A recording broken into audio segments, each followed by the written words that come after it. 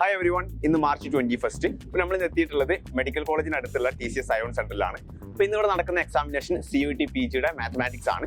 അപ്പോൾ എക്സാമിനെ കുറിച്ചുള്ള റിവ്യൂ നമുക്ക് സ്റ്റുഡൻസിന്റെ ഭാഗത്ത് നിന്ന് കേൾക്കാം. നെയിം എന്തായിരുന്നു? ഷഫ്ല, ലബീബ, അഫ്ന, രാഹുൽ, ചാന്ദിനി, അനുശ്രീ, അനാമിക, പാർവണ. ഏത് എക്സാമിനേഷൻ ആണ് എഴുതാൻ വന്നിട്ടുണ്ടായിരുന്നത്? CUET maths exam.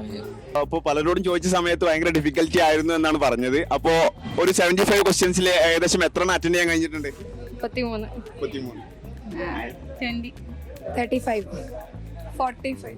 ഇപ്പോൾ ഒരു ഓവറോൾ ഡിഫിക്കൽറ്റി ലെവൽ മാത്സ് എക്സാമിന്റെ ബേസിൽ പറയുകയാണെങ്കിൽ എങ്ങനെയായിരുന്നു പറഞ്ഞ ബേസിൽ നമ്മളിപ്പം പഠിച്ച സാധനങ്ങൾ തന്നെയാണ് അധികം വന്നതന്നെ. ഒന്ന് നല്ലോണം പ്രിപ്പയർ ചെയ്ത് കഴിഞ്ഞാൽ മാക്സിമം എല്ലാവർക്കും കിട്ടും. ഡിഫിക്കൽട്ട് തന്നെ ആയിരുന്നു. പഠിച്ചാൽ ഇതാൻ കഴിയും. കുറെ കാൽക്കുലേഷൻസ് ഉണ്ടായിരുന്നു ചെയ്യാൻ, അപ്പൊ ടൈം അഡ്ജസ്റ്റ് ചെയ്യാൻ പറ്റിയില്ല.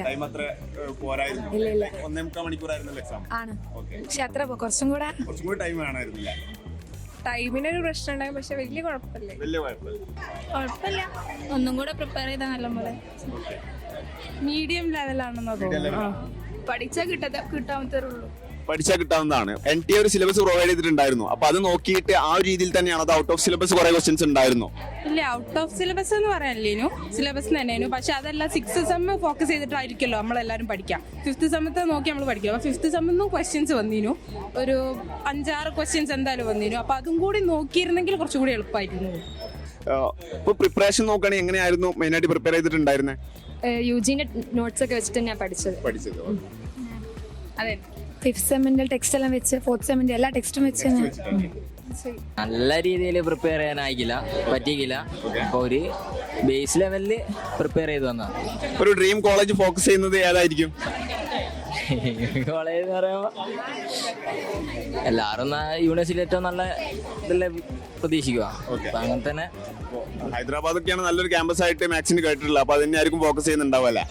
ഹൈദരാബാദ് അങ്ങോട്ട് തന്നെയാണ് എന്തെന്ന് മെയിനായിട്ട്. അതിൻ്റെ സീനിയർ ആയിട്ടുള്ളവരെല്ലാം ഹൈദരാബാദിൽ ചെയ്യുന്നുണ്ട് മാത്സ്.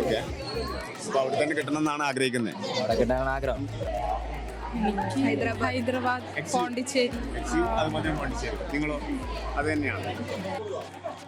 പോണ്ടിച്ചേരി യൂണിവേഴ്സിറ്റി നോക്കിയത്. ഞാൻ Delhi university, Hyderabad university, Delhi university. വേറെ എക്സാം റിലേറ്റഡ് ടെക്നിക്കൽ കാര്യങ്ങൾ മറ്റു കാര്യങ്ങളൊക്കെ അടിപൊളിയായിരുന്നോ? മീൻസ് എക്സാം എക്സ്പീരിയൻസ് ഡിഫിക്കൽറ്റി ലെവലൊന്നുമില്ല, സിസ്റ്റം മറ്റു കാര്യങ്ങളൊക്കെ ഉഷാറായിരുന്നു. ഓക്കെ, ഒരു മോഡറേറ്റ് ടു ഡിഫിക്കൽറ്റി ലെവലാണ് എക്സാം. നല്ല രീതിയിൽ പഠിച്ചു കഴിഞ്ഞാൽ കിട്ടും എന്ന് തന്നെയാണ് നിങ്ങളുടെ ഒരു അഭിപ്രായമായിട്ട് പറയുന്നത്. ഓക്കെ, എന്തായാലും നിങ്ങൾ വിചാരിക്കുന്ന കോളേജിന് കിട്ടട്ടെ എന്ന് ആശംസിക്കുകയാണ്. All the best. ഇപ്പോൾ മാത്സ് എക്സാമിൻ്റെ റിവ്യൂ സ്റ്റുഡൻസിൻ്റെ ഭാഗത്ത് നിന്ന് നിങ്ങൾ കേട്ടല്ലോ. ഇപ്പോൾ മോഡറേറ്റ് ടു ഡിഫിക്കൽറ്റി ലെവലാണ് എക്സാം എന്നാണ് പലരും പങ്കുവെച്ചത്. അപ്പോൾ ലെങ്ത് വൈസിൽ വരികയാണെങ്കിൽ, അതായത് പ്രോബ്ലം വൈസിൽ വരികയാണെങ്കിൽ കുറച്ച് ലെങ്തി ആയിരുന്നു പേപ്പർ എന്ന് മിക്ക സ്റ്റുഡൻസും പറഞ്ഞിട്ടുണ്ട്. അതായത് അവർക്ക് സമയം തികയാതെ വരുന്നൊരവസ്ഥ ഉണ്ടായിട്ടുണ്ട്. അപ്പോൾ അറ്റംപ്റ്റ് വൈസിൽ നോക്കുകയാണെങ്കിൽ ഒരു 25 to 40 ആണ് മിക്ക സ്റ്റുഡൻസും പറഞ്ഞത്. അപ്പോൾ ഒരു 40+ നിങ്ങൾ അറ്റംപ്റ്റ് ഉണ്ടെന്നുണ്ടെങ്കിൽ അത് നല്ല ആക്യുറസി ലെവലാണെന്നുണ്ടെങ്കിൽ തീർച്ചയായിട്ടും നിങ്ങൾക്ക് നല്ലൊരു കോളേജ് തന്നെ എക്സ്പെക്ട് ചെയ്യാമെന്ന് തോന്നുന്നു. അപ്പോൾ ഇത്രയൊക്കെയാണ് ഈ ഒരു മാത്സ് എക്സാം റിലേറ്റ് ചെയ്തിട്ട് സ്റ്റുഡൻസിൻ്റെ ഭാഗത്തു നിന്നുള്ള റിവ്യൂ. കൂടുതൽ സെഷൻസിനായിട്ട്, കൂടുതൽ അപ്ഡേറ്റ്സിനായിട്ട് stay tune to PropWise UG+.